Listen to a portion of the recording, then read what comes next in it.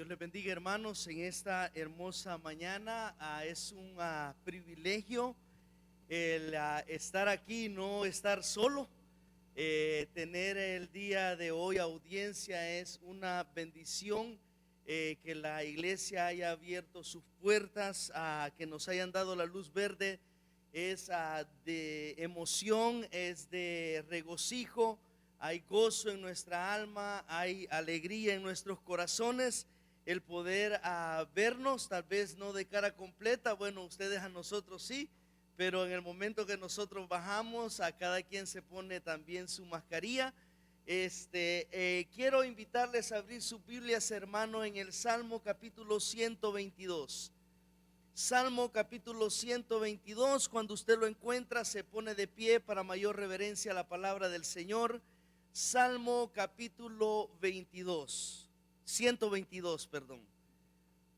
Una vez más, Salmo capítulo 122.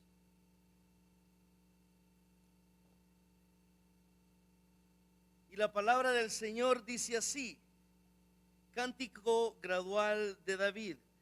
Yo me alegré con los que me decían, a la casa de Jehová iremos. Nuestros pies estuvieron dentro de tus puertas, oh Jerusalén. Jerusalén, que ha sido edificada como una ciudad que está bien unida entre sí. Y allá subieron las tribus de Ja, conforme al testimonio dado a Israel, para alabar el nombre de Jehová, porque allá están las sillas del juicio, los tronos de la casa de David. Pedid por la paz de Jerusalén, sean prosperados los que te aman. Sea la paz dentro de tus muros y el descanso dentro de tus palacios. Por amor de mis hermanos y mis compañeros diré yo, la paz sea contigo. Por amor a la casa de Jehová nuestro Dios, buscaré tu bien. Dios bendiga su palabra, nuestro pastor con nosotros. Qué lindo, hermanos, es poder venir a la casa del Señor y poder alabar su nombre. Yo no sé cómo usted se siente, pero espero que haya alegría en su corazón. Así que dele a su hermano un abrazo electrónico, ¿verdad? Dígale, hermano, te amo en el Señor. Vamos, hermanos, a encomendar este servicio a nuestro Dios. Oremos al Señor. Amantísimo Padre Celestial, Señor, qué gozo es venir delante de tu presencia, Señor. Los que te amamos, Señor, nos regocijamos delante de ti. Hemos venido, Señor, a adorar tu nombre, glorificarlo, Señor, exaltarlo. Señor, exaltarlo sobre encima de cualquier otro nombre. Señor, muchísimas gracias, Padre bendito, te damos porque, Señor, en estos últimos meses, Señor, ha sido definitivamente casi una agonía el no poder congregarnos, Señor, como iglesia y poder provocarnos al amor, a las buenas obras. Señor, qué bonito, Señor, poder nuevamente, Señor, refrescar nuestras almas delante de ti y colectivamente, aunque con limitación, Señor, pero responsablemente, queremos, Señor, glorificar tu santo nombre. Queremos, Padre bendito, juntos, Señor, en medio de nuestras limitaciones, Señor, reconocer tu nombre, darte a ti, Señor, el honor y la gloria. Suplicar, Padre bendito, que tú puedas intervenir en la vida de nuestros amados, Señor. Queremos suplicar en el nombre de Jesús de que tú seas, Señor, en la vida de aquellos, Señor, que están en necesidad, diversas necesidades. Algunos están tratando con enfermedades serias. Otros todavía están en espera en el extranjero, esperando el momento. Señor, te ruego en el nombre de Jesús de que tú seas en la vida de cada uno de nuestros hermanos. Algunos de ellos han hecho múltiples intentos para regresar, Señor, y estar con los suyos, Señor, con tu iglesia. Y ha sido, Señor, para muchos imposible. Pero, Señor, queremos darte las gracias, Señor, porque tú has sido, Señor, nuestro refugio. Has sido, Señor, compañía, has sido protección para nuestros amados. Señor, yo quiero en este momento también suplicar por aquellos que están atravesando situaciones difíciles. pérdida, Señor, de trabajo. Tal vez están desanimados. Señor mío, fortalece. Señor, sé, Señor, en la vida de cada uno de nuestros hermanos que ha sufrido pérdida de cualquier naturaleza. Señor, gracias porque tú nos has sostenido. Nosotros hemos experimentado pérdida en toda esta pandemia, literalmente. No hemos sido exentos. Pero, Señor, hemos experimentado tu gracia en maneras increíbles. Tu misericordia ha sido, Señor, buena cada día. Nos has abrazado. Nos has fortalecido.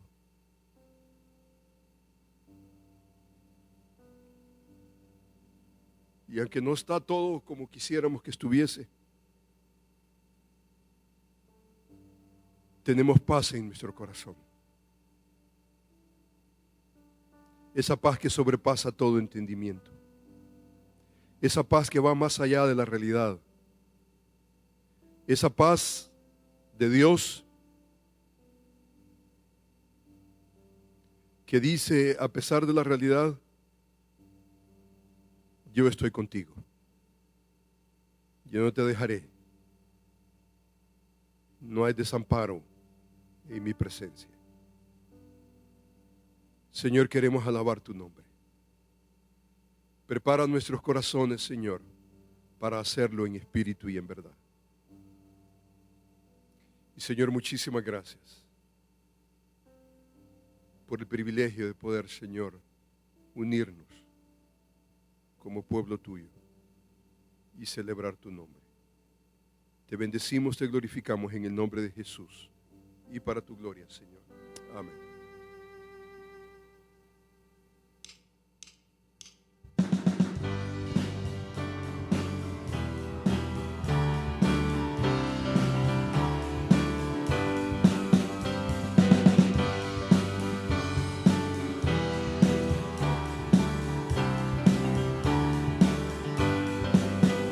Gloria es dada a Cristo el Rey, suprema potestad, de su divino amor la ley, postrados a aceptar, de su divino amor la ley, postrados a aceptar.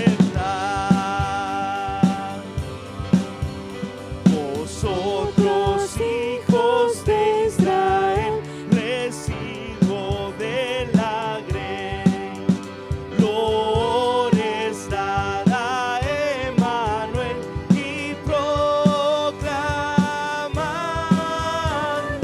Rey. Gloria es dada a Emmanuel y proclamarle Rey. Gentiles que por gracia de él gozáis de libertad, al que de vuestro ajenjo y él os libra, hoy lo hay.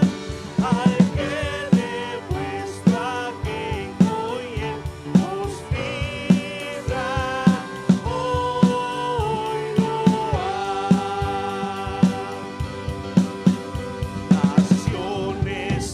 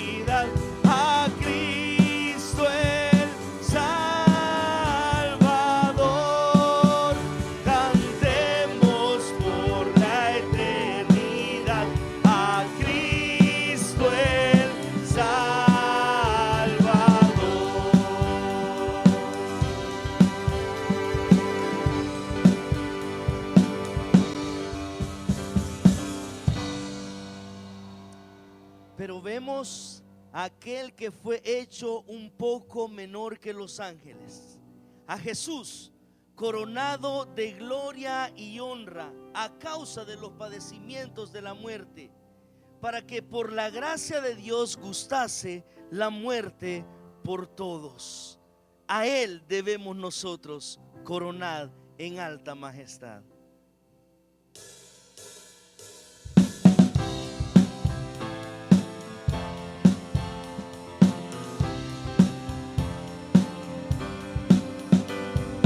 A Cristo coronar, divino Salvador, sentado en alta majestad, es digno de honor. Al Rey de gloria y paz, flores tributar y bendecida al inmortal por toda eternidad. A Cristo coronar, Señor de nuestro amor, al Rey triunfante celebrar, glorioso vencedor, potente Rey de paz, el triunfo consumó, y por su muerte de dolor, su gran amor nos dio. A Cristo coronar, Señor de vida y luz, con alabanzas proclaman los triunfos de la cruz. A Él solo adorar, Señor de salvación, gloria eterno tributar de todo corazón. A Cristo coronar, Señor y eterno Dios, el día del Señor vendrá y nos transformará. Santos y ángeles por siempre alabarán, y sus coronas echarán delante de su Rey.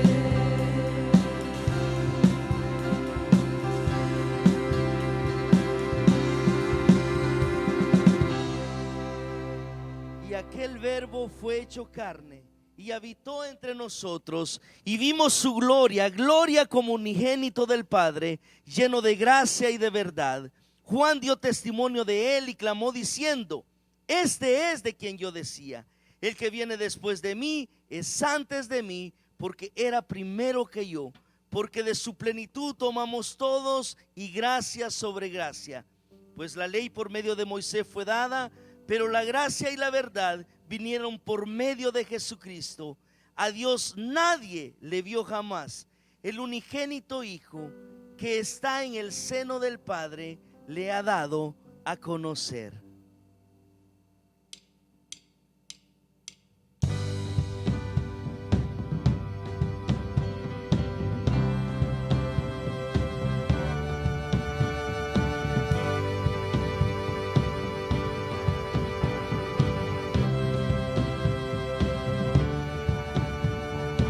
El esplendor del Padre desde la eternidad, por tu palabra todo hecho fue. Las cosas que creaste revelan tu Fray, y todo lo que hiciste para que podamos ver. Glorioso eres, Jesús, el mayor de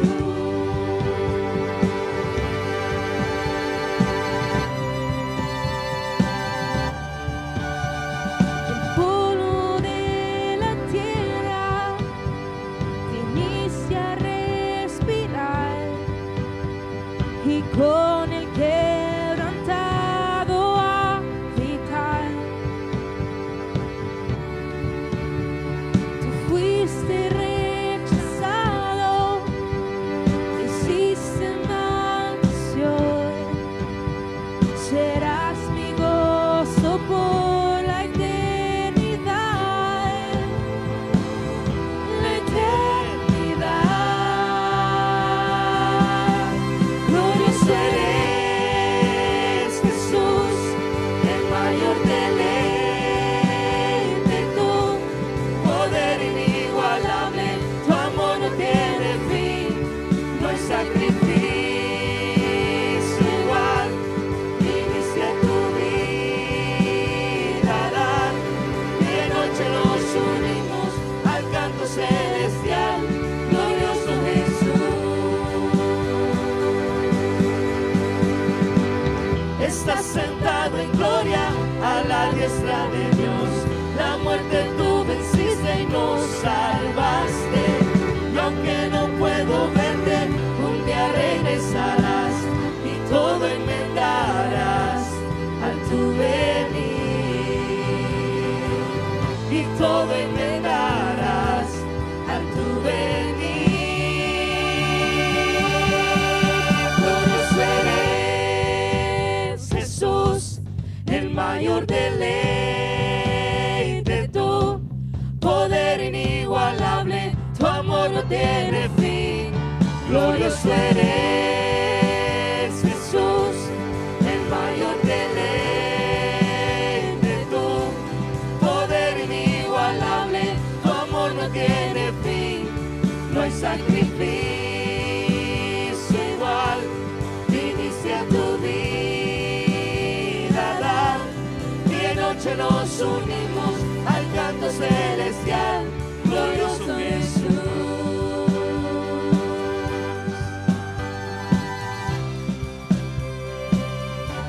Glorioso Jesús.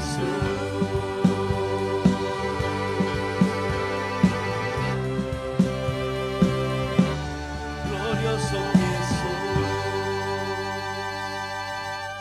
Y aquel que es poderoso para guardarnos sin caída y presentarnos sin mancha delante de su gloria con alegría, al único y sabio Dios, nuestro Salvador, sea la gloria y majestad, imperio y potencia, ahora y por todos los siglos. Amén.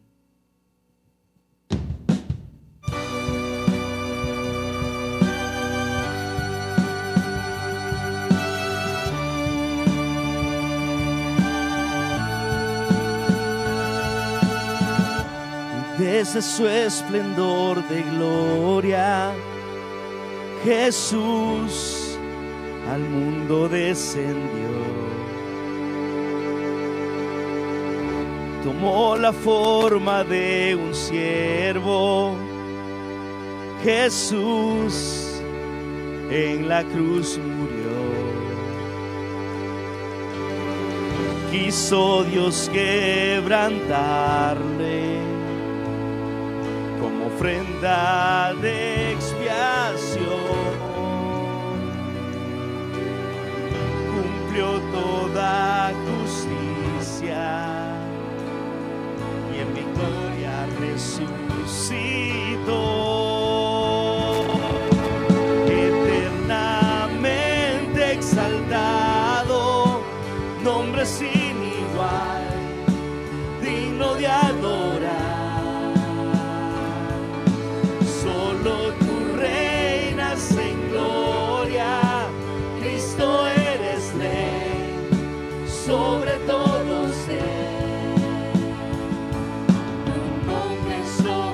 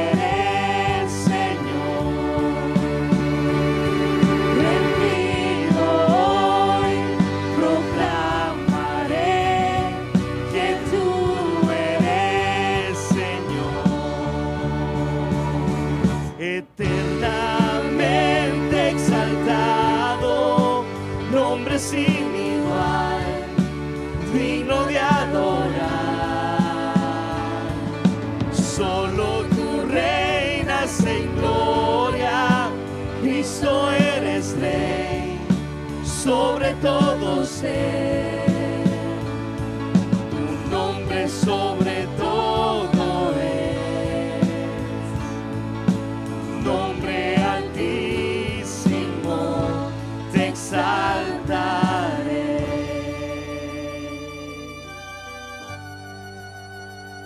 Señor, venimos en adoración delante de tu presencia, rindiendo, Señor, nuestro corazón delante de ti, rindiendo nuestro orgullo, Señor, sabiendo que somos dignos de misericordia porque somos pecadores, pero tu gracia nos ha alcanzado,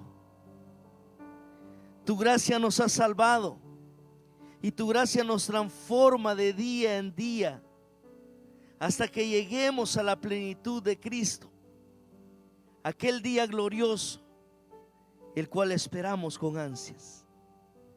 Señor, te amamos, bendecimos y glorificamos tu nombre, porque solamente tú eres digno de suprema alabanza. Solamente tú eres digno de ser eternamente exaltado. Al único y sabio Dios, nuestro Salvador, sea la gloria y majestad, imperio y potencia, ahora y por todos los siglos. Amén. Pueden tomar asiento, hermanos. Queremos darle la bienvenida a todos y cada uno de ustedes. Como decía al inicio, es un gozo a poder abrir nuestras puertas con muchas restricciones. Yo sé de que están sufriendo cantando con máscara. Quisiéramos quitárnosla y poder cantar y poder exaltar el nombre de nuestro Dios con toda nuestra fuerza, pero debemos de seguir las normas y regulaciones que nos han dado, así que esperamos en un futuro poder ya quitarnos las máscaras y poder cantar a nuestro Dios y poder vernos ahora sí de cara a cara. Ahora nos vemos de máscara a máscara, pero hermanos, es lindo poderles ver una vez más. Hermanos, las restricciones que nos han dado son bastantes rígidas, bastantes disciplinadas. Así que hermanos, yo sé de que tenemos muchos tiempos de no vernos y quisiéramos abrazarnos y quisiéramos darnos un beso, pero hermanos, no va a ser posible. Todavía las restricciones están, no queremos ser contagiados ni contagiar a otros. Así que hermanos, como Iglesia Bíblica Berea, nosotros también queremos aplicar saludos bíblicos. Así que hermanos, yo les voy a decir por lo menos 4 saludos que podemos hacer el día de hoy. Podemos hacer el saludo del arca de Noé. Y usted dice, ¿cómo es el saludo del arca de Noé? Bueno, usted da 300 codos al frente y puede dar 50 a los lados. Ese es el saludo del arca de Noé, de los coditos, ¿verdad? El saludo de Gedeón, ¿cómo es Gedeón? Era capitán, era militar, así que usted puede saludar militarmente, ¿verdad? A los hermanos. Puede hacer el del músico David. Y usted dice, ¿cómo es el del músico David? Bueno, usted sabe que David tocaba el arpa, así que usted le puede hacer con los deditos a los hermanos solamente. Y tenemos el saludo de los héroes de la fe. Este está en Hebreos, ¿verdad? ¿Y cuál es el saludo de los héroes de la fe? Dice que la promesa solo la saludaron de lejos. Así que hermanos, solamente podemos hacer esos saludos bíblicos: el de Noé, de los coditos; el de Gedeón, el militar; el de David, los deditos; y el de los héroes de la fe, saludándonos de lejos. Hermanos, también les vamos a pedir de que al terminar nuestro servicio vamos a salir por las puertas laterales. No queremos aglomeración de personas en lugares cerrados.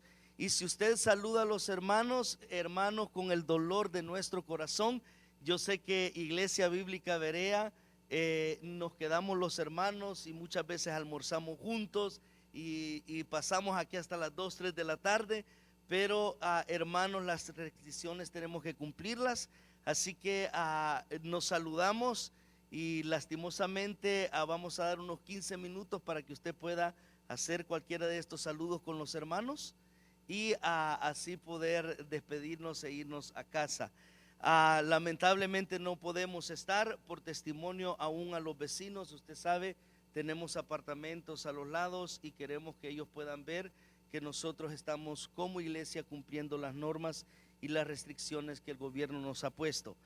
Hermanos, también hay un slide por ahí de un librito, En ti confiaré. Es un libro que está saliendo, si me lo pueden poner, el slide, En ti confiaré. A ver por ahí. Hermanos, este es un libro en el cual ha participado nuestro pastor, nuestro hermano Lucas, otros miembros de la facultad y otros hermanos también que se han graduado del seminario Masters. Este, hermano, es un libro, ustedes lo pueden ver, lo pueden descargar gratis electrónicamente y usted puede ver ahí una frase y la frase dice: abraza las dificultades de la vida de rodillas, en absoluta dependencia de Dios y con un corazón agradecido, sabiendo que su voluntad es buena, agradable y perfecta. Es una frase que usted va a encontrar, una frase del pastor Sánchez, usted la va a encontrar en ese libro. Así que, hermanos, si usted dice: hermano, ¿cómo lo descargo? Si usted está inscrito en recibir los emails de nuestra iglesia, el día de mañana usted va a recibir ese link, y si usted aún no está inscrito, le animamos a que lo pueda hacer, o me puede ver a mí y con todo gusto yo le mando el link para enviarle este libro y que usted lo pueda descargar absolutamente gratis. En este momento vamos a recoger nuestros diezmos, nuestras ofrendas delante del Señor, y le voy a pedir a nuestro pastor, nuestros sugieres, si pueden pasar al frente para hacer este acto de adoración. Agradecer a nuestro Dios por esta oportunidad que nos concede. Vamos, hermanos, a inclinar nuestros rostros y dar gracias a nuestro Dios. Voy a suplicar a los sugieres que pasen al frente y vamos a agradecer a nuestro Dios. Oremos al Señor. Amantísimo Padre, qué lindo, Señor, es poder adorarte, Señor, el glorificar tu nombre, exaltarlo, Señor, encima de cualquier otro nombre. El nombre de Cristo. Señor, gracias, porque en Él, Señor, tenemos victoria, Señor, eterna, no solamente para las situaciones, Señor, difíciles de la vida, pero Padre bendito, eternamente y para siempre vamos a estar, Señor, delante de tu presencia, Señor. Tenemos, Señor, un futuro increíblemente, Señor, asegurado en ti. Señor, no por nuestras fuerzas, nuestros medios, Señor, nuestras obras, sino solamente por la obra de nuestro Señor y Salvador Jesucristo. A Él sea el honor y la gloria. Y estamos, Señor, acá nuevamente, Señor, no con las manos vacías, Señor, sino queremos, Señor, nuevamente bendecirte, glorificarte, Señor, a través de una ofrenda. Recibe, Señor, cualquier donativo, Señor, que pudiéramos nosotros dar. Cualquier ofrenda, cualquier diezmo, Señor, que podamos hacerlo, Señor, y hacerlo, Padre bendito, con alegría, con gozo de corazón, Señor, sabiendo de que tú amas al dador alegre. Señor mío, no estamos dando porque queremos tener más, ya lo tenemos todo en Cristo Jesús. Y Padre bendito, queremos simplemente, Señor, abundar en gracia, porque nos has dado, Señor, de gracia. Señor, te bendecimos, te glorificamos, y nuevamente, Señor, suplicamos que tú puedas utilizar, Señor, todo lo que vamos, Señor, a contribuir para el honor, la gloria tuya, Señor, y el avance de tu reino. Queremos, Señor, amarte. Señor, no solamente con nuestra mente, corazón, pero queremos hacerlo, Señor, en una manera concreta, tangible. Queremos, Señor, amarte a través, Señor, de esta ofrenda. Queremos decirte, Señor, que tú eres nuestra fuente. Tú eres, Señor, y gracias porque no nos has abandonado. Nos has, Señor, dado más de lo que pudiéramos pensar o desear. Gracias por el privilegio que nos concedes de dar. Te bendecimos, te glorificamos en el nombre de Jesús y para tu gloria, Señor. Amén.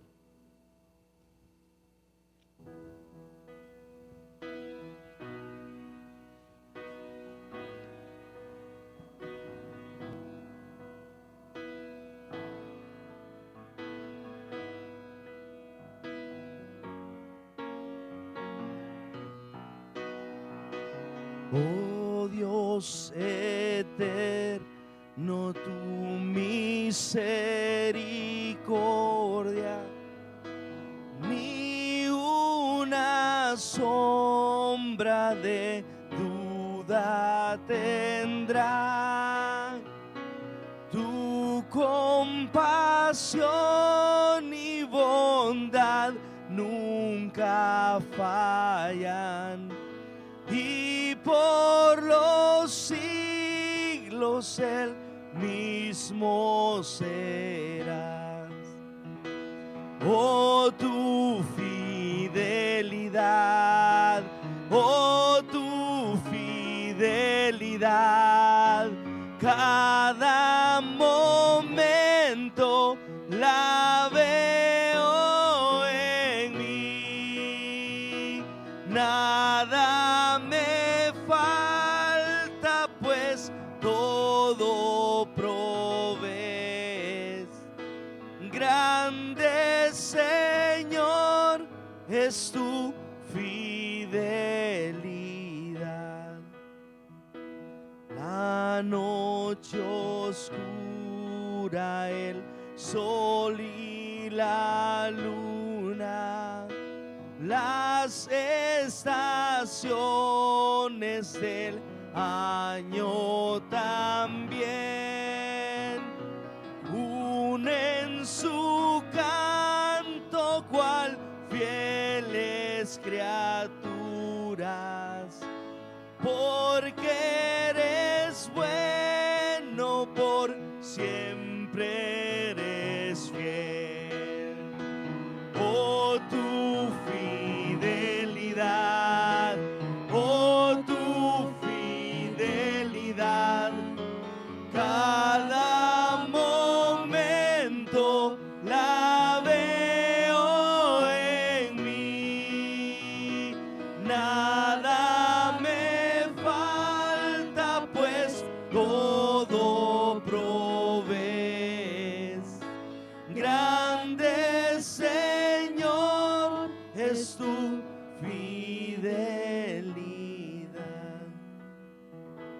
Tú me perdonas, me impartes el gozo, tierno me guías por sendas de paz. Eres mi fuerza, mi fe, mi reposo, y por los siglos mi Padre serás. Oh, tu fidelidad, oh, tu fidelidad, cada momento la veo en mí. Nada me falta, pues todo provees. Grande, Señor, es tu fidelidad. Oh, tu fidelidad, oh, tu fidelidad, cada momento la veo en mí. Nada me falta, pues todo provees. Gran fidelidad. Señor, qué lindo es poder cantar, qué grande es tu fidelidad. Aún en medio de situaciones difíciles, los que confiamos plenamente en ti podemos decir, grande es tu fidelidad. Y Señor, que la porción de la Escritura que el predicador pueda traer el día de hoy pueda hacernos exaltar tu nombre y decir que grande es tu fidelidad, porque tu palabra nos edifica y tu palabra es más que suficiente. Señor, gracias por el hermoso privilegio que nos das el día de hoy, de podernos reunir en comunidad y poder escuchar la proclamación de tu palabra. Y mi ruego y mi súplica siempre es, Señor, que el pueblo de Dios reciba esta palabra como verdaderamente es. Palabra de Dios y no palabra de hombres. Usa tu siervo. En el nombre maravilloso de Cristo Jesús te lo pedimos. Amén y amén. En este momento nuestro pastor con nosotros con la exposición de la palabra.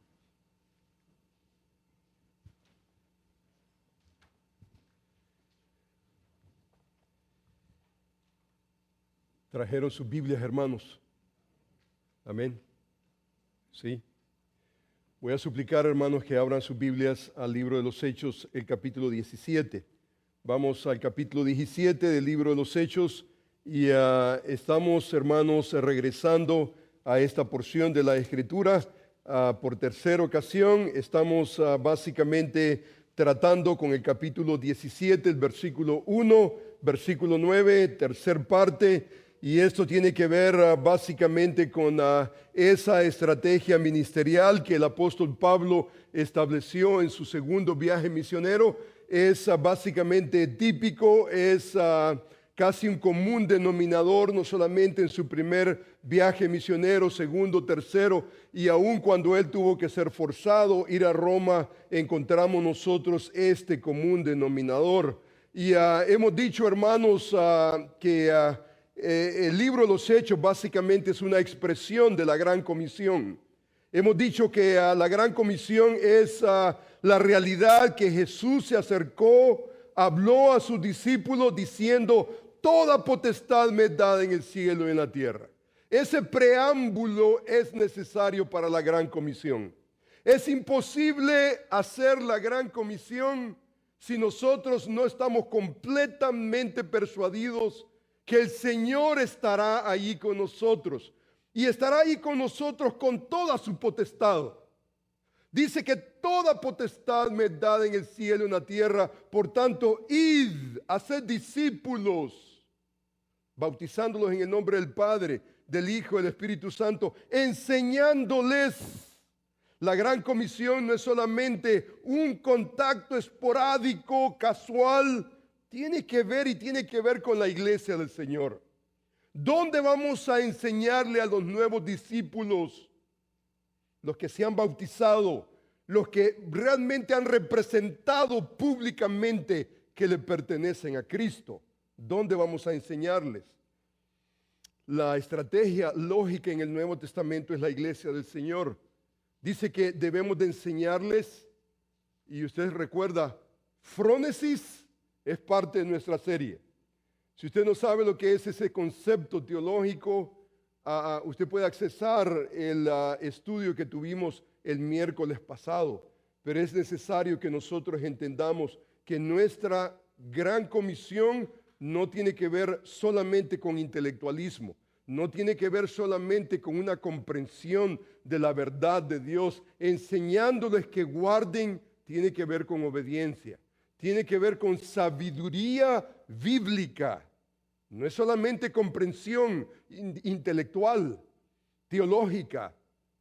Aquí no se trata solamente de ser diccionarios bíblicos, teológicos andando.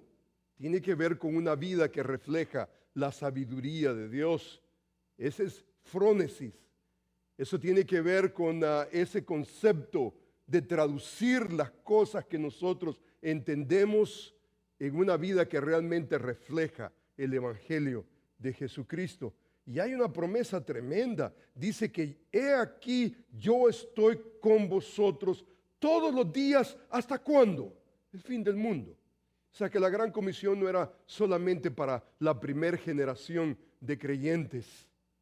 Esto nos incluye a nosotros. Nosotros somos parte de esa gran comisión. Esto no ha pasado de moda. Estamos esperando ese momento en que Él vendrá. Pero la promesa se mantiene para toda iglesia que toma en serio la gran comisión. Esto es lo que leemos en el libro de los Hechos. En el libro de los Hechos dice la Escritura, pero recibiréis poder. Recibiréis poder cuando haya venido sobre vosotros el Espíritu Santo, y dice que me seréis testigos en Jerusalén, en Judea, en Samaria y hasta lo último de la tierra. O sea que, si usted se da cuenta, el libro de los Hechos es una continuación de la gran comisión. Aquí encontramos nosotros el bosquejo geográfico, la progresión de la gran comisión.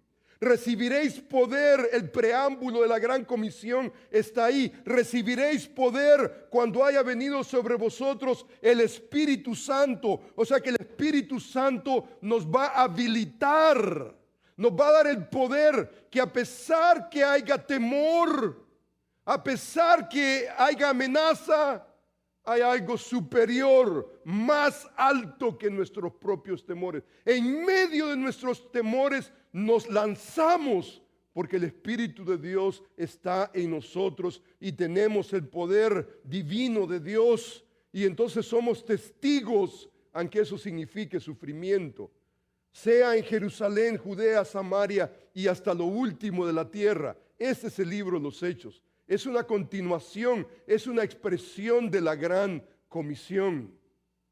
Cuando entramos a cada capítulo del libro de los Hechos, vemos precisamente eso. Hermanos predicadores, apóstoles, siendo testigos en Jerusalén, Judea, Samaria, hasta lo último de la tierra. El capítulo 17 está datando básicamente el segundo viaje misionero del apóstol Pablo. Él está con Silas en el capítulo 17. Él ha salido de Filipo, han entrado a un nuevo continente europeo. El evangelio comienza a propagarse en ese continente que ha sido increíblemente instrumental para el evangelio, para que el evangelio pueda correr. Entran en Filipo, deja esa cuna que realmente fue una bendición increíble para Pablo. Cuando Pablo escribe a los hermanos de Filipo, les escribe con gran, pero con gran estima, con gran apreciación. Fue una iglesia que realmente cuidó al apóstol Pablo en maneras especiales. El apóstol Pablo dejó Filipo y dice la Escritura que corrió a través de la vía Ignacia, llegó hasta lo que nosotros vemos en este pasaje que vamos a tratar, Tesalónica, Berea, luego después Atenas, y todo el capítulo 17 tiene que ver con esa geografía. Todo tiene que ver con esa geografía. El versículo 1 y 9 tiene que ver con Tesalónica, y la pregunta es, ¿qué es lo que el apóstol Pablo hizo en Tesalónica? Él está dejando tal vez en cierta manera una iglesia preciosa, una iglesia que realmente tuvo una comunión preciosa con el apóstol. Él hizo presencia en Tesalónica, allí él sufrió, allí tuvo esa presencia de sufrimiento, pero el evangelio fue proclamado. Y encontramos nosotros estas siguientes palabras de parte de Lucas, el escritor. Él está escribiendo y él dice lo siguiente: pasando, dice, por Anfípolis y Apolonia, llegaron, dice, a Tesalónica. Llegaron a Tesalónica, donde había una sinagoga de los judíos. Y Pablo, como acostumbraba, Dice que fue a ellos y por 3 días de reposo, dice que discutió con ellos, declarando, exponiendo. Esto es lo que Pablo hizo. Dice que lo hizo por medio de las escrituras, que era necesario que el Cristo padeciese, que resucitase de los muertos y que Jesús, a quien yo os anuncio, decía él, es el Cristo. Y algunos de ellos creyeron y se juntaron con Pablo y con Silas, porque ese es el común denominador de aquellos que creen. Y de los griegos piadosos, gran número, y mujeres nobles, no pocas.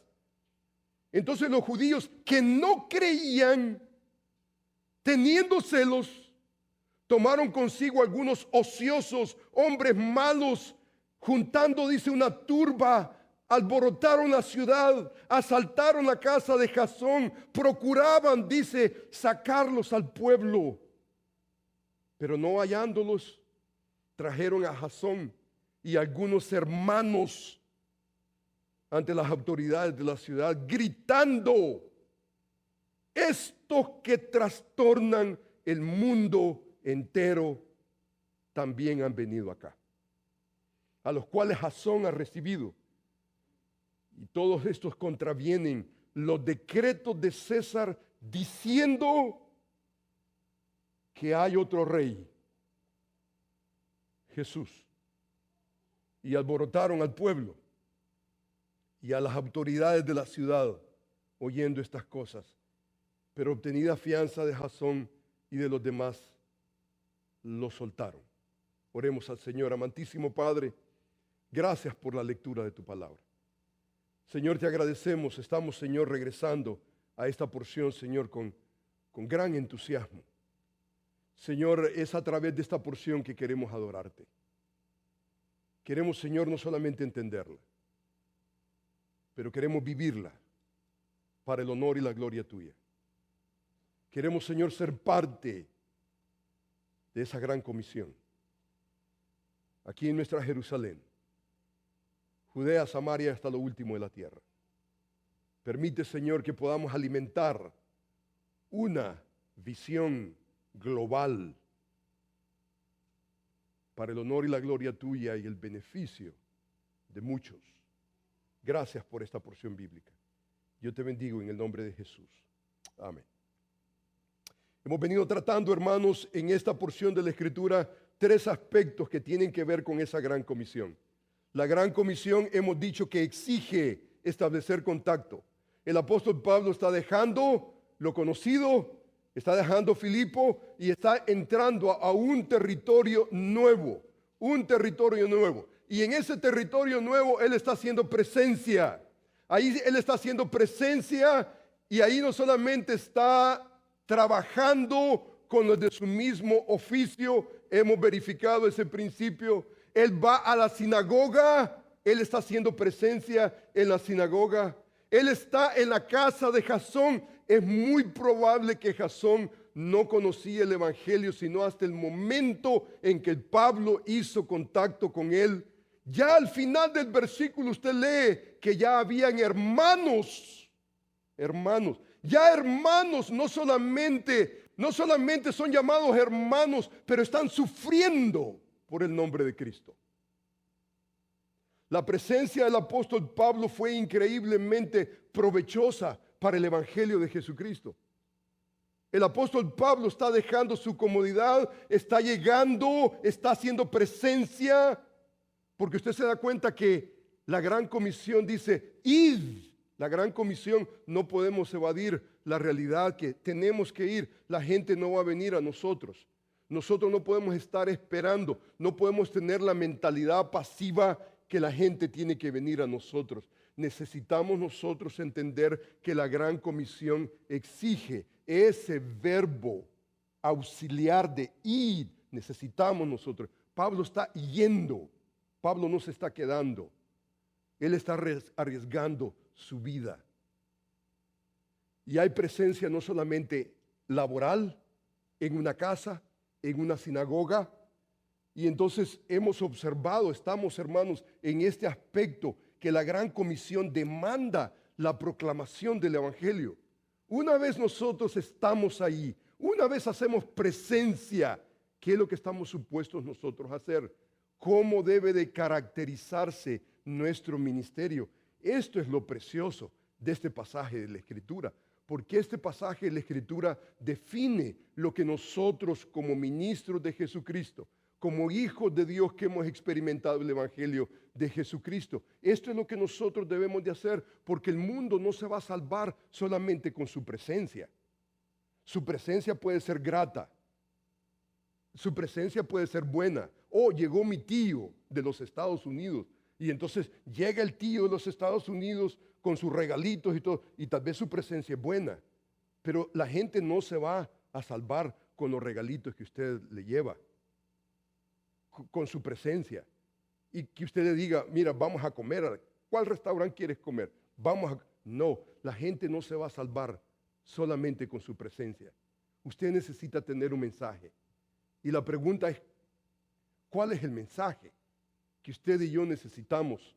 Y necesitamos realmente entender, y necesitamos no solamente entenderlo, pero necesitamos entenderlo no solamente para nuestro propio provecho, pero necesitamos entenderlo para el provecho del mundo que está a nuestro alrededor, no sabiendo dónde el Señor lo va a llevar el día de mañana. No sabemos dónde usted va a terminar, no sabemos, pero usted y yo necesitamos tener un buen manejo de lo que Pablo está haciendo. Y entonces hemos observado, si usted se da cuenta, en ese elemento, en este aspecto que todavía estamos tratando. Esto tiene que ver y tiene que ver no solamente con presencia de la gran comisión, lo que Pablo está haciendo, pero esto tiene que ver y tiene que ver con esa realidad. Una vez nosotros tenemos presencia, ¿qué es lo que vamos a hacer? Bueno, simplemente, hermanos, vamos a hacer 5 cosas. 5 elementos que vemos en el texto en una manera concreta. Pablo está haciendo eso y usted nota, hermano, y esto es muy importante hermenéuticamente, pero muy importante, porque el libro de los Hechos es un libro histórico donde hay descripción y hay cosas que se describen que no necesariamente tienen una prescripción, pero hay cosas, hermanos, que se describen que tienen un elemento prescriptible. Tienen un elemento que Dios está esperando que usted haga algo. Por ejemplo, el día de Pentecostés no estamos esperando replicarlo otra vez, no, porque es una profecía que estaba establecida para que se cumpliese una vez a través del libro de los Hechos, en expresiones diferentes geográficas, 3 expresiones diferentes que vemos en el libro de los Hechos. Pero esto que nosotros estamos viendo, esto nosotros lo observamos a través de las cartas paulinas, a través de las cartas generales. Esto se exige de nosotros. Esta la iglesia es responsable. Esto necesitamos buscarlo. Si usted observa, por ejemplo, la base de nuestra proclamación son las Escrituras. El vocabulario es increíblemente rico porque habla acerca de la persuasión que necesitamos nosotros desarrollar en la presentación del Evangelio de Jesucristo. Usted se da cuenta que el enfoque es uno y no es ningún otro, sino es Cristo. Ese es nuestro mensaje. El fin es que los hombres crean. El fin es que los hombres crean. Aquí no se trata solamente de informar, aquí no se trata solamente de intelectualismo. Es eso, pero es mucho más. Aquí no se trata solamente de persuasión, es eso y mucho más. Tiene que ver con la realidad de que usted y yo debemos de creer. Pero usted se da cuenta que los resultados usted no los puede medir. Los resultados son dobles. Son 2 resultados nada más. Usted entra en una localidad, usted hace contacto con quien quiera que sea y 2 resultados van a haber. 2 resultados que usted no puede controlar. Usted no puede medir su fidelidad en base a los resultados. Los resultados son de Dios y solamente de Dios. Va a haber gente que va a creer, pero va a haber gente que simplemente no va a creer. Pensemos, hermanos, en este pasaje de la Escritura. Dice que Pablo, como acostumbraba, dice que fue a ellos, a la sinagoga, por 3 días de reposo discutió con ellos. Hemos observado que no solamente fueron 3 semanas, pero seguramente fueron meses, podemos nosotros datar en base al libro de los Hechos. Y dice la Escritura que discutió. Usted se da cuenta que discutió. Dice que declarando, exponiendo. Usted se da cuenta el vocabulario. Dice que anunció. Hermano, esto no es emocionalismo. Esto no es, hermano, a cargar a la gente con un emocionalismo vacío. Esto no es eso. Esto tiene que ver y tiene que ver con esa realidad de discutir. Dice, discutió, dice. Declaró, exponió. Y usted se da cuenta, dice la Escritura, discutió, que es básicamente un indicativo, y luego después encontramos nosotros en el pasaje bíblico participios, declarando, exponiendo por medio de las Escrituras. Esa es una declaración, ese es entendimiento. Dice la Escritura que a quien yo os anuncio, decía, Él es el Cristo. O sea que el vocabulario es increíble. Él discutía, la palabra que utiliza tiene que ver con un intercambio, un discurso, una conversación, es una argumentación, es un discurso formal que está apelando a la mente. Tú y yo necesitamos entender el mensaje del Evangelio. Hemos hablado que la palabra que se utiliza típicamente para traducir, discutir en inglés es razonar, to reason, razonar. Lo que Pablo está haciendo con este verbo es argumentando en base a las Escrituras para probar. Está básicamente haciendo una apologética bíblica, pero dice la Escritura que declaraba un participio. Y esto tiene que ver en una manera figurativa con la explicación, la interpretación de algo que nosotros podemos percibir, podemos entender, algo que es oscuro, podemos esclarecerlo. Es lo que Pablo hacía.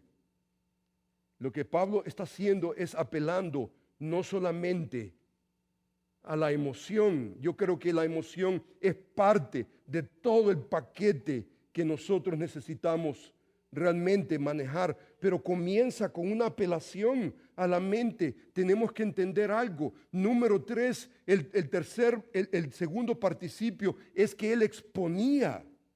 Tiene que ver con mostrar, poner algo al frente. En relación a la enseñanza es demostrar un punto, es establecer evidencia, y esa evidencia en base a las Escrituras, no sin las Escrituras. O sea, ¿qué es lo que nosotros vamos a hacer? Vamos a abrir el libro y vamos a demostrar el libro. Al final utiliza un verbo anunciar. Y el verbo anunciar, si usted se da cuenta, escuche el verbo catangelo. Catangelo es el verbo. El verbo tiene que ver con esa idea del Evangelio. Es el Evangelio. Anunciar el Evangelio, que significa públicamente hacer un anuncio, proclamar un anuncio con implicaciones de discernimiento, con el fin que la gente haga una decisión. Lo que Pablo está describiendo, Lucas está describiendo, que Pablo está haciendo, es básicamente razonamiento conforme a las Escrituras. Esto no es un asunto de emocionalismo, sino que es un ejercicio intenso por entender la verdad de Dios. Yo creo, hermanos, que cuando Dios quiere hacer algo en el corazón de alguien, agudiza su mente para entender el mensaje que puede entenderse. El mensaje que puede entenderse. Porque al final del día nosotros debemos de responder. Usted se da cuenta que el pasaje está dominado con la realidad de que unos creyeron y otros no creyeron. Los resultados son obvios. Unos creyeron al mensaje, porque la implicación de Lucas es, ¿cuál es? La implicación es que usted no puede quedarse solamente con el entendimiento y decir que me importa a mí. De alguna manera usted y yo debemos de responder apropiadamente al Evangelio. No hacer una decisión por el Evangelio ya es una decisión, y es una decisión negativa que tiene implicaciones eternas. Aquí encontramos nosotros un modelo increíblemente importante. Pablo no está imponiendo, Pablo no está manipulando, Pablo no está entreteniendo, Pablo no está hundido en sentimentalismo, Pablo ni siquiera está metido en empiricismo. Pablo está persuadiendo conforme a las Escrituras. Eso es lo que está haciendo el apóstol Pablo. Y si usted se da cuenta, el vocabulario que utiliza es increíblemente importante. Esto tiene que ver básicamente con un mensaje, explicar, y vea usted conforme a las Escrituras que era, dice, necesario. Dice que era necesario, ¿qué cosa? Que Cristo padeciese, que Cristo resucitase de los muertos y que Jesús, a quien yo os anuncio, decía, Él es el Mesías, el Cristo, el esperado, el que los profetas habían anticipado. O sea que el mensaje es uno, el enfoque del mensaje es abrir las Escrituras para ver a Cristo, para entender a Cristo, para poder desvelizar el telón del Antiguo Testamento y ver las profecías cumplidas en la persona de Jesús. Usted se da cuenta que llegó un momento que los que no creían, observe usted la perspectiva que ellos habían atesorado. Dice el versículo 6, pero no hallándolo, dice que trajeron a Jasón y algunos hermanos ante las autoridades de las ciudades, dice gritando. Estos eran los que no creyeron al mensaje. Estos, dice, trastornan el mundo entero. Dice, han venido también acá, a los cuales Jasón ha recibido, y todos estos contravienen los decretos de César, diciendo que hay otro rey, Jesús. O sea que los inconversos, al escuchar el mensaje del apóstol Pablo, ellos estaban percibiendo que el mensaje tenía que ver no solamente con el Cristo crucificado, pero el Cristo resucitado, Jesús, a quien yo anuncio como rey. Él es el rey. El mensaje del apóstol Pablo era increíblemente claro. El enfoque de él era Cristo y solamente Cristo. No hay otro mensaje. Hermano, la gente no se salva por los pozos de agua que nosotros vamos a ir a hacer allá al tercer mundo, las casas, las bondades que nosotros pudiéramos hacer. Hermano, todo eso, si usted puede hacerlo, gloria al Señor. Pero la gente no se salva por su bondad, por su misericordia, solamente por la misericordia de Cristo. Solamente en Cristo tenemos nosotros salvación. No hay otro nombre dado a los hombres en que podamos ser salvos. Este es el mensaje de Pablo. Este es el mensaje suyo y mío. Este es el mensaje de la iglesia. Este es el mensaje de la Gran Comisión. El mensaje de la Gran Comisión es este. Tiene que ver con la persona de Jesús. Tiene que ver con lo que los teólogos han llamado el querigma del Nuevo Testamento. El querigma del Nuevo Testamento básicamente es el siguiente. Es la realidad que a través del Antiguo Nuevo Testamento podemos ver nosotros las buenas nuevas que Jesús es el Hijo de Dios, que Él murió por nuestros pecados conforme a las Escrituras, que fue sepultado, resucitó al tercer día conforme a las Escrituras, que apareció a muchos testigos y hoy es proclamado por todo el mundo como el único Salvador y Señor, para que todo el mundo que en Él cree no se pierda, mas tenga vida eterna. Ese es el querigma del Nuevo Testamento. Esa es la predicación del Nuevo Testamento. Y como Pedro categóricamente lo dice en el libro de los Hechos, en el capítulo 4, versículo 12, y en ningún nombre hay salvación, en ninguno, porque no hay otro nombre bajo el cielo dado a los hombres en que podamos nosotros ser salvos. Cualquier predicación o enseñanza que deje afuera este querigma no es una proclamación cristiana. ¿Qué otro mensaje? ¿Qué mejor mensaje que el mensaje de Cristo. Usted se da cuenta que el mensaje de Cristo tiene que ver con la obra del Espíritu Santo. Dice, pero cuando venga el Espíritu de verdad, Él, dice, os guiará a toda verdad, porque no hablará, dice, por su propia cuenta, sino que hablará todo lo que oyere y os hará saber las cosas que habrán de venir. Dice, Él me glorificará, porque tomará de lo mío y os lo hará saber. Usted se da cuenta, hermano, que cuando el Espíritu de Dios está ahí, ¿qué es lo que nosotros hacemos? Glorificar al Hijo. Glorificar al Hijo. Porque no hay salvación en otro nombre, solamente en el nombre de Cristo. Solamente en el nombre de Cristo. No hay salvación en otro lugar. Usted se da cuenta que una predicación que no glorifica a Cristo no es una predicación cristiana. Usted y yo necesitamos tener mucho, pero mucho cuidado.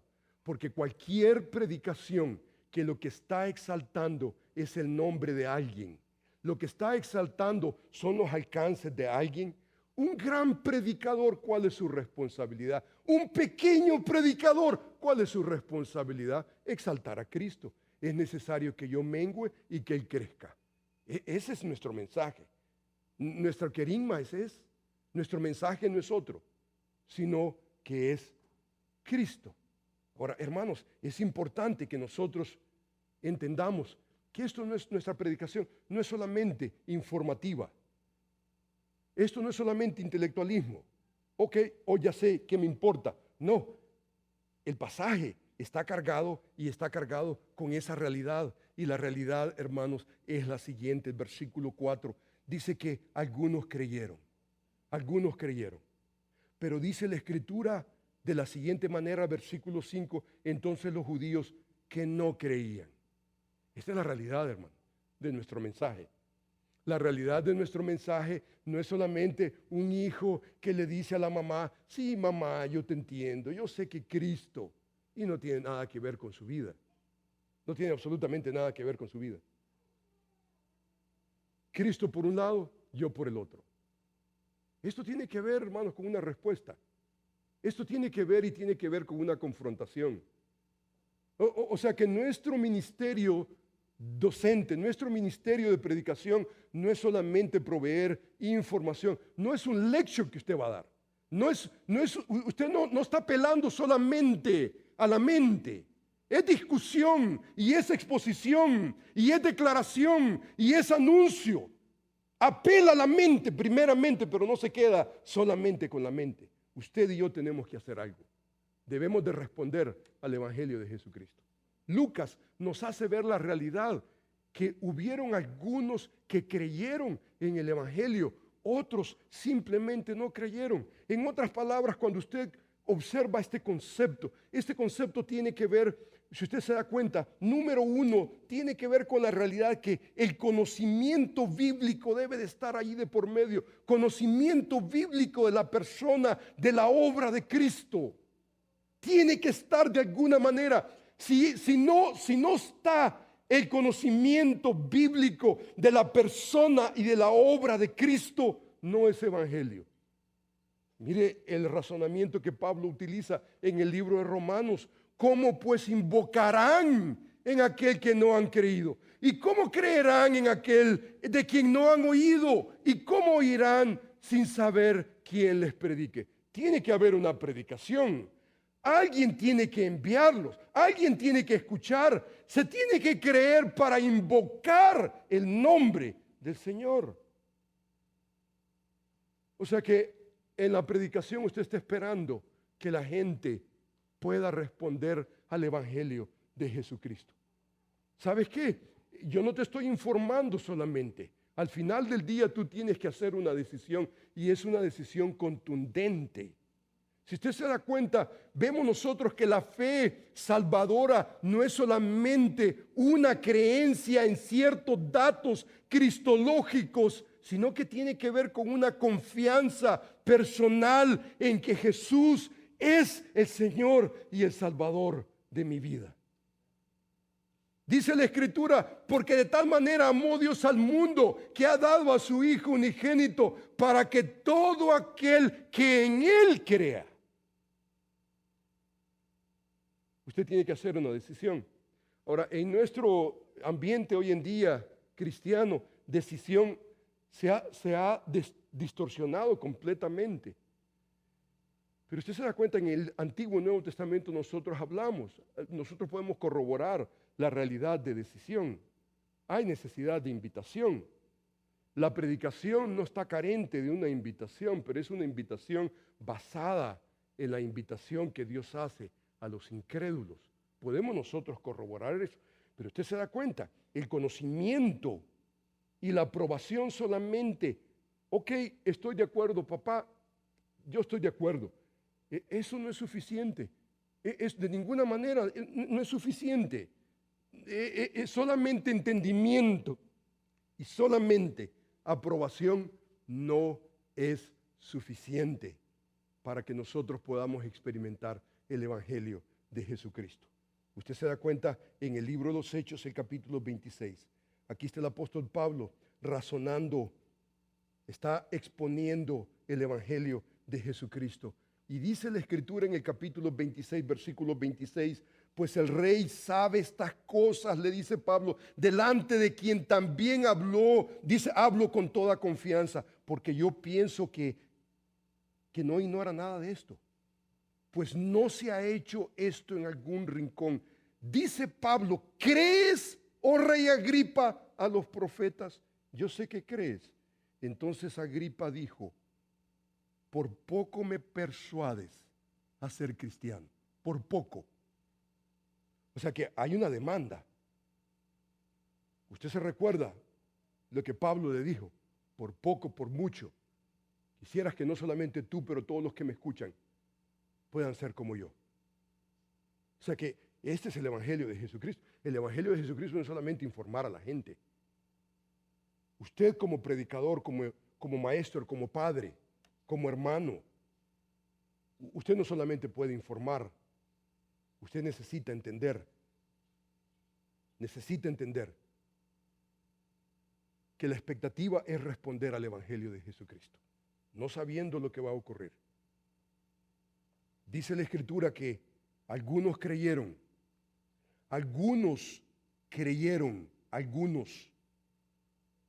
Y dice que se juntaron con Pablo, porque esa es la norma de los que creen. Dice, de los griegos piadosos gran número, mujeres nobles no pocas. Entonces los judíos que no creían, eran caracterizados, si usted se da cuenta, por celo. Se juntaron con ociosos, hombres malos, juntaron una turba, dice, alborotaron la ciudad, asaltaron la casa de Jasón, procuraban sacarlos. Dice que gritaron al pueblo. Esa es la anatomía del que no cree.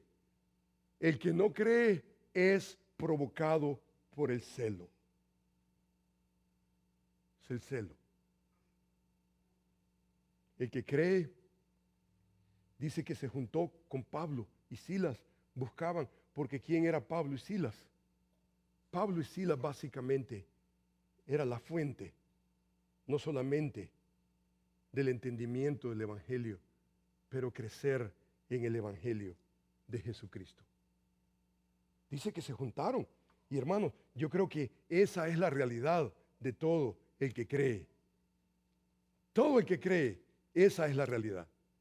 La realidad, hermanos, es que los que creemos buscamos cómo reunirnos con los que han creído. Especialmente gravitamos alrededor de gente que puede ayudarnos a entender y a vivir el Evangelio. Gravitamos alrededor de ellos.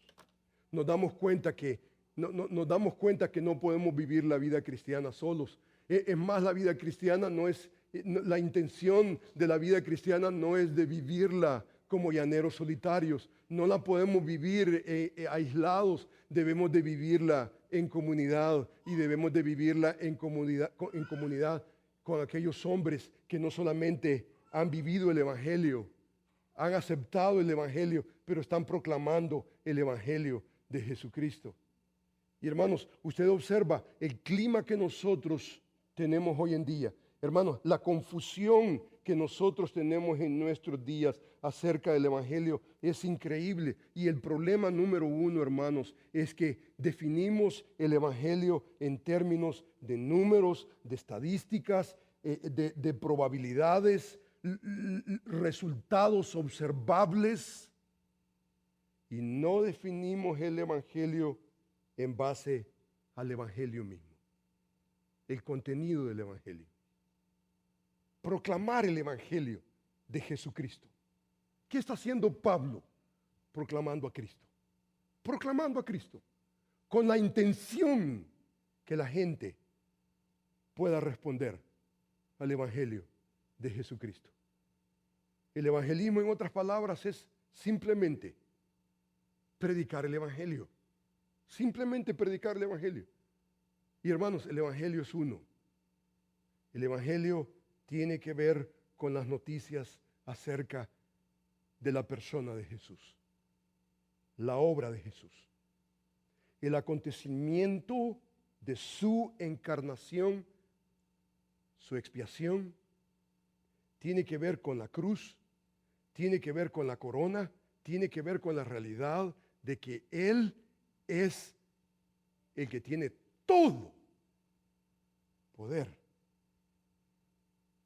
Tiene que ver con la historia de cómo Dios glorificó a Jesús, haciéndolo el Cristo, el príncipe, el Salvador, el que está en control del cielo y de la tierra.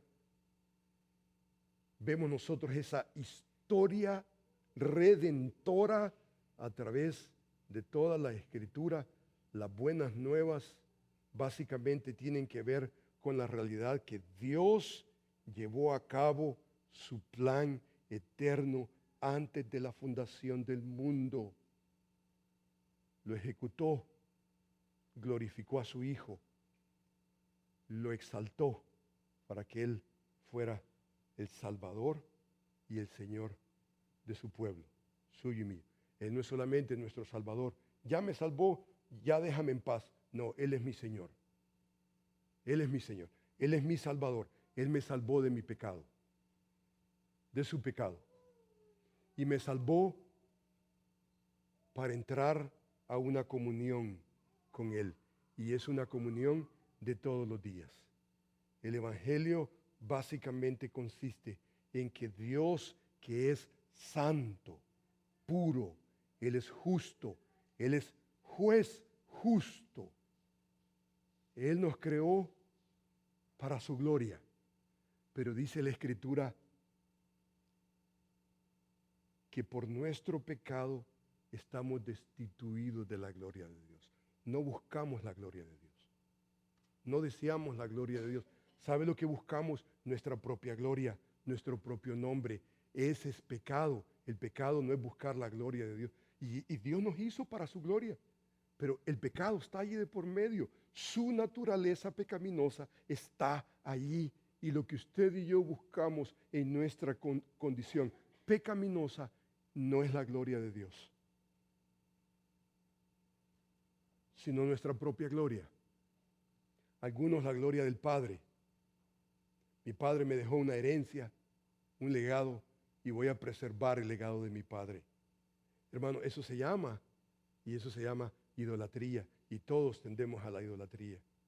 Todos y cada uno de nosotros.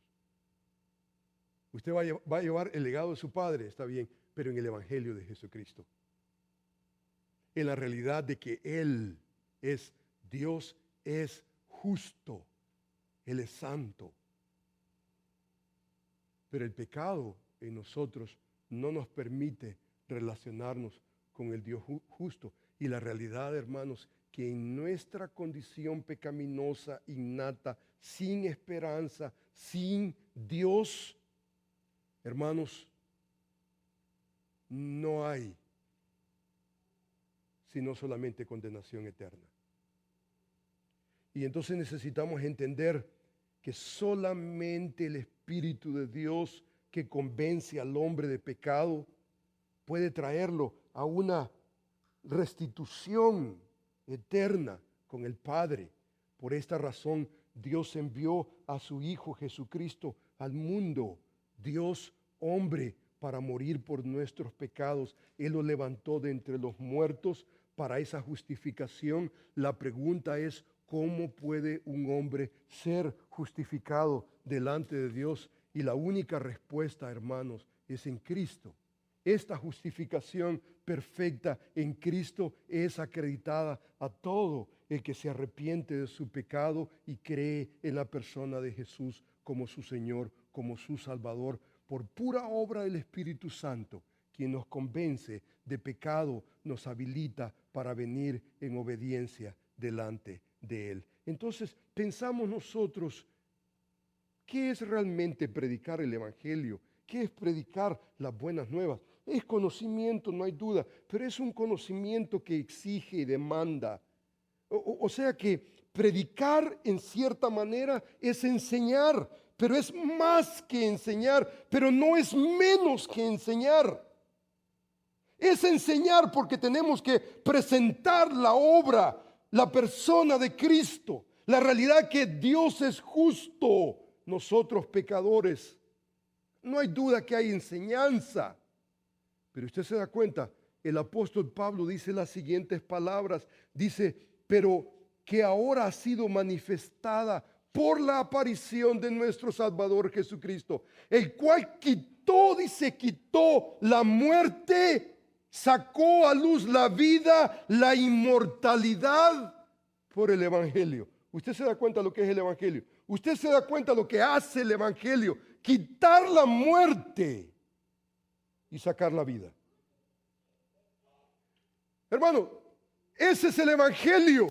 El Evangelio tiene que ver con la realidad de que Jesús me ha sacado de la muerte a la vida. Antes no tenía deseo por la vida espiritual, la vida eterna, absolutamente no. Dios hizo un milagro y me sacó de la muerte. Lo que antes yo amaba, hoy lo aborrezco. No lo quiero. Pero lo que antes yo aborrecía, hoy lo deseo. Y es una evidencia inequívoca de nuestra salvación. Antes yo no deseaba a Dios, a Cristo, su palabra, su pueblo, su reino. No. Pero Él me sacó de la muerte a la vida. Y hoy le amo, no por mis méritos, sino por los méritos de Cristo. Él me amó. Aún siendo nosotros pecadores, Cristo murió por nosotros para sacarnos de la muerte a la vida. Por el Evangelio, del cual dice el apóstol Pablo, yo fui constituido predicador, apóstol, maestro. Eso es lo que nosotros somos, predicador, apóstol, maestro de los gentiles, para anunciar, amonestar, para enseñar con toda sabiduría a todo hombre, a fin de presentar perfecto a Cristo, en Cristo, a todo hombre. Ese es el Evangelio, esa es la gran comisión.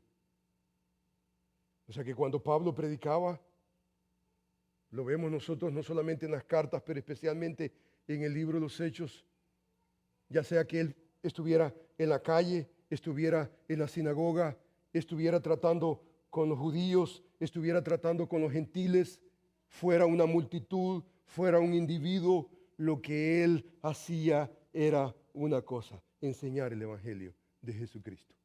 Él razonó, él disputó, él enseñó, él persuadió, él básicamente declaraba a todos cuál es la administración del misterio escondido desde los siglos en Dios.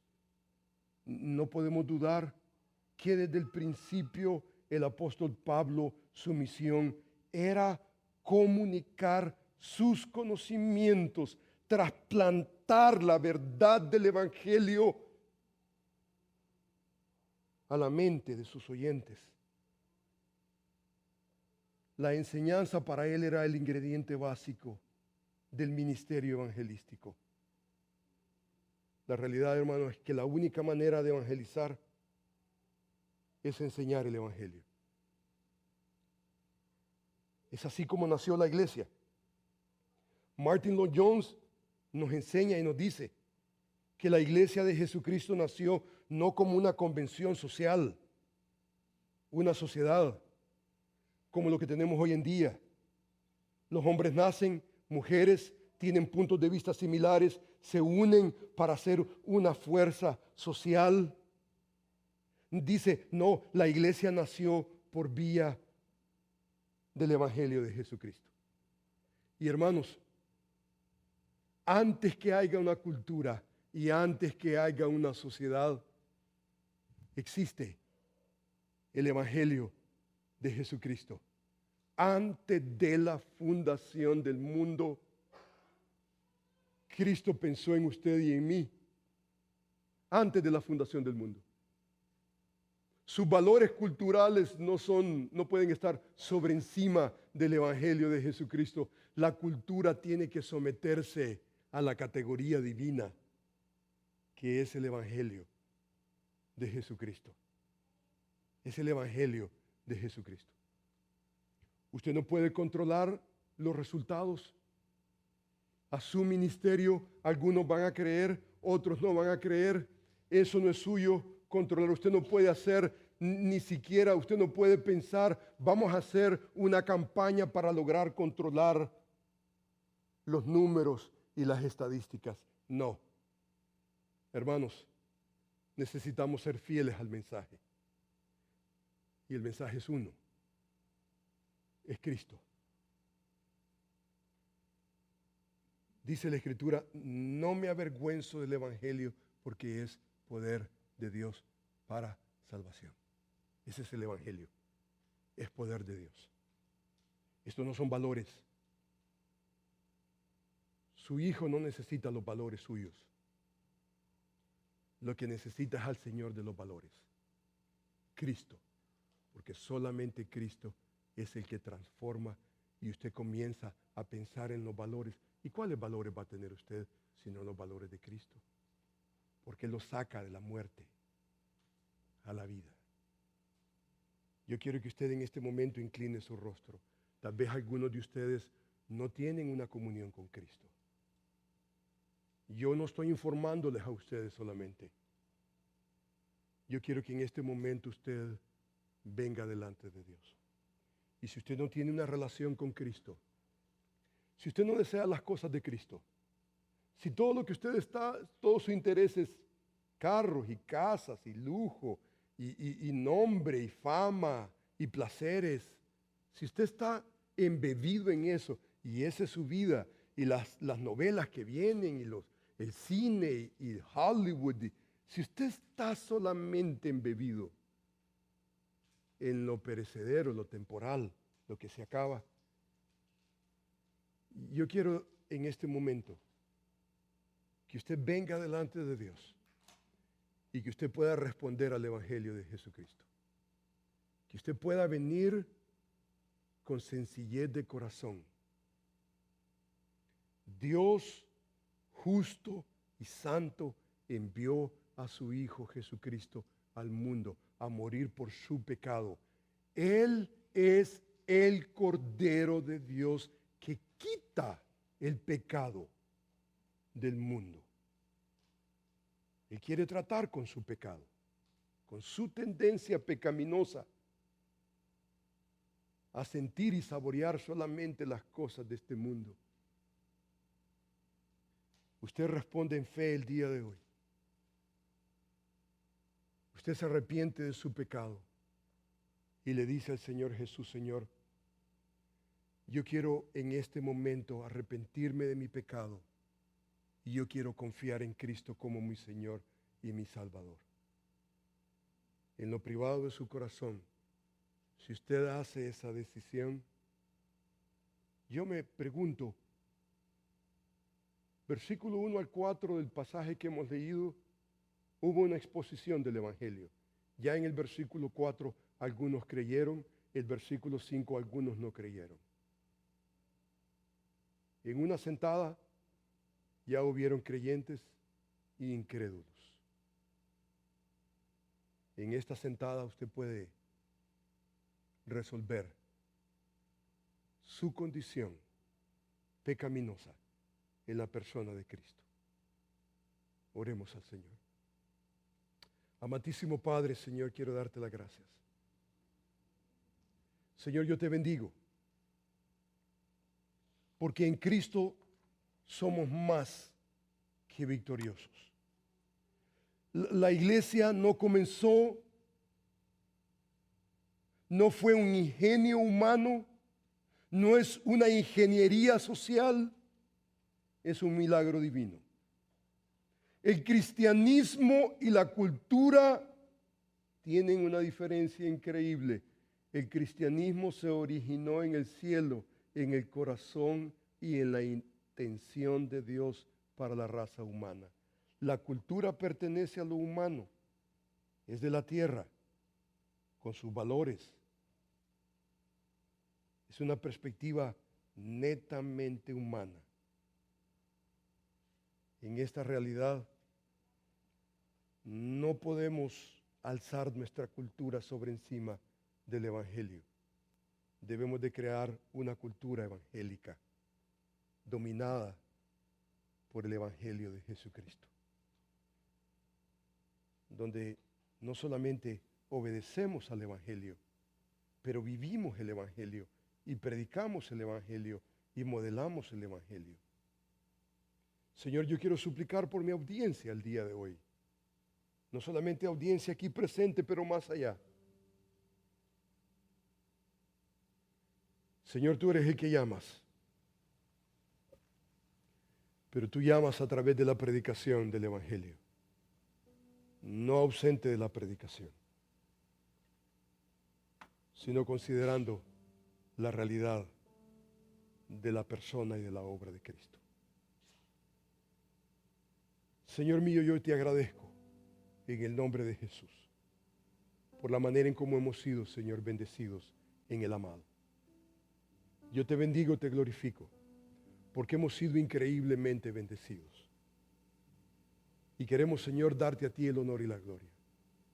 Y queremos, Señor, suplicar por nuestros amados.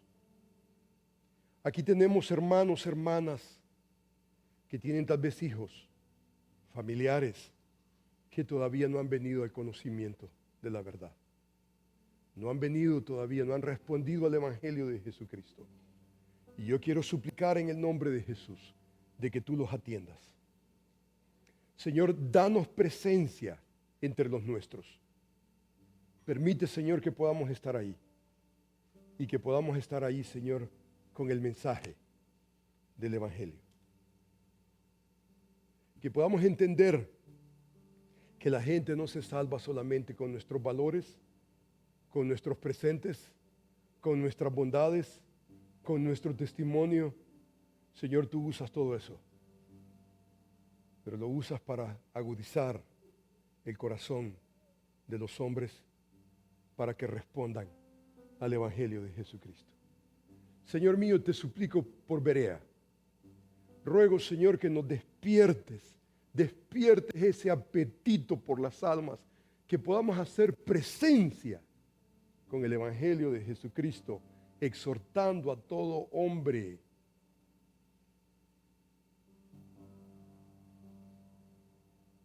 Señor mío, de modo que si alguno está en Cristo, nueva criatura es.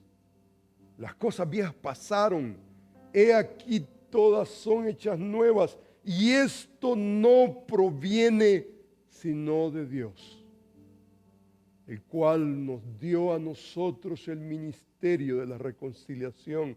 Rogamos a los hombres, reconcíliate con Dios. En la persona de Jesús, reconcíliate con Dios. Señor, te bendecimos. Quiero darte las gracias, Señor, porque aunque limitadamente, Señor, podemos colectivamente adorarte. Y es, Señor, realmente un gusto a nuestra alma el poder, Señor, acercarnos y nuevamente, Señor, estrecharnos y provocarnos, aunque limitadamente, Señor, provocarnos al amor a las buenas obras. Yo te bendigo, te glorifico y yo suplico en el nombre de Jesús que nos enseñes a ser testigos fieles del Evangelio de Jesucristo. Enséñanos a vivir la gran comisión para el honor y la gloria tuya y para la extensión de tu reino. Señor, te amamos, te bendecimos, te glorificamos en Cristo Jesús y para tu gloria, Señor. Amén.